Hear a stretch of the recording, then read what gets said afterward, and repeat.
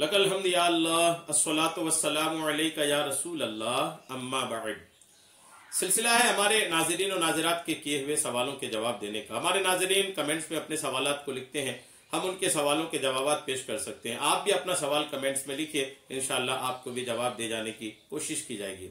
हमारे नाज़रीन में से किन्होंने सवाल किए हैं कि फ़र्ज नमाज के बाद दुआ मांगने की फजीलत बता दीजिए, या फर्ज नमाज के बाद दुआ मांगना कैसा है, क्या ये साबित है? साबित है तो इसकी फजीलत क्या है? ये इनका सवाल है। मैं जवाब अर्ज कर रहा हूं, तवज्जो के साथ सुनिए। फर्ज नमाज के बाद दुआ करना ये साबित है, और फर्ज नमाजों के बाद के औकात हदीस शरीफ के मुताबिक कबूलियत दुआ के औकात हैं, यानी वो वक्त जिनमें दुआएं कबूल होती हैं, उनमें एक वक्त फर्ज नमाज के बाद का वक्त भी है। इस वक्त दुआ कबूल होती है। फराइज के बाद, फर्ज नमाजों के बाद दुआ करना नबी करीम सल्लल्लाहु तआला अलैहि वसल्लम, सहाबाए किराम अलैहिम रिज़वान और सल्फ सालेहीन बुजुर्गान दीन से साबित भी है और उनका तरीक़ाकार भी है। और दुआ के आदाब में से है कि हाथ उठा करके दुआ की जाए, और हजरत सल्लल्लाहु तआला अलैहि वसल्लम से भी दुआ में हाथ उठाना साबित है। यानी फर्ज नमाज के बाद हाथ उठा करके दुआ करना ये आका करीम अलैहिस्सलाम से साबित है।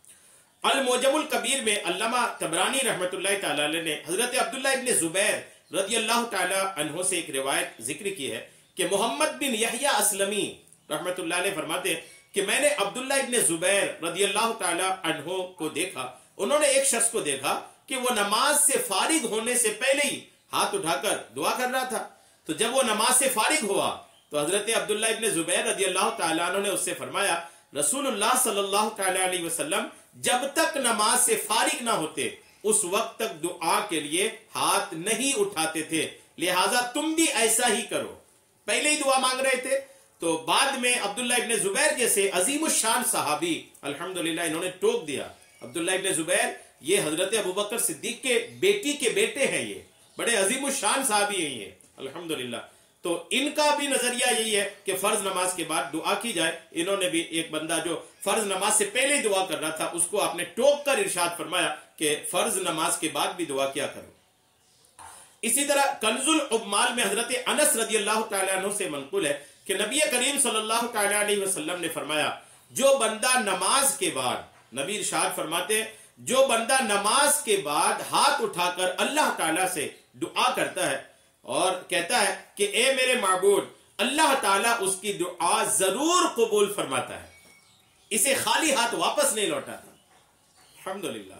कंजुल उम्माल की यह हदीस पाक तो बहुत ज्यादा तरगीब दिला रही है, बहुत ज्यादा खुशी की बात अता कर रही है कि आका फरमाते हैं कि कोई अगर फर्ज नमाज के बाद हाथ उठाकर अल्लाह से दुआ करता है और कहता है ए मेरे माबूद, दुआ करता है ए मेरे अल्लाह, तो बस इस दुआ की बरकत ये होती है कि अल्लाह ताला उसकी दुआ जरूर कबूल फरमाता है, उसे खाली हाथ वापस नहीं लौटाता। हजरत सलमान फारसी रदियल्लाहु तआला अन्हु से रिवायत है, रसूलुल्लाह सल्लल्लाहु तआला अलैहि वसल्लम ने इरशाद फरमाया, तुम्हारा रब हया वाला और करीम है। तुम्हारा रब हया वाला और करीम है, अपने बंदे से हया करता है। जब वो अपने हाथों को उसके सामने उठाता है, जब वो अपने हाथों को उसके सामने उठाता है कि उनको खाली वापस लौटा दे। फर्ज नमाजों के बाद जब बंदा हाथ उठाकर रब की बारगाह में दुआ करता है तो रब को ये हया आती है कि मेरा बंदा फर्ज पढ़कर मेरी बारगाह में दुआ के लिए हाथ उठाया है, तो मैं उसे खाली हाथ कैसे वापस कर दूं। हजरत मालिक बिन यसार रदियल्लाहु तआला अन्हु से रिवायत है, आका करीम इरशाद फरमाते, जब तुम अल्लाह से दुआ करो तो हाथों की हथेलियों से करो, हाथों की पुष्ट से ना करो। अल्हम्दुलिल्लाह। और आप सुने, रिवायतें काफी सारी मेरी नजरों के सामने है जिससे ये साबित होती है कि अल्हम्दुलिल्लाह दुआ जो है ये फर्ज नमाजों के बाद करनी चाहिए। अच्छा, फर्ज नमाजों के बाद जो दुआ होती है ना, उसमें एक बड़ा फायदा यह है कि उसमें एक जमात होती है, लोग होते हैं उसमें, हाजी भी होते हैं, नमाजी भी होते हैं, उलमा भी होते हैं, हुफ्फाज भी होते हैं, उसमें नेकोकार भी होते हैं, अच्छे लोग भी होते हैं। तो एक जमात होने की वजह से, एक भीड़ होने की वजह से उस दुआ की अहमियत और बढ़ जाती है।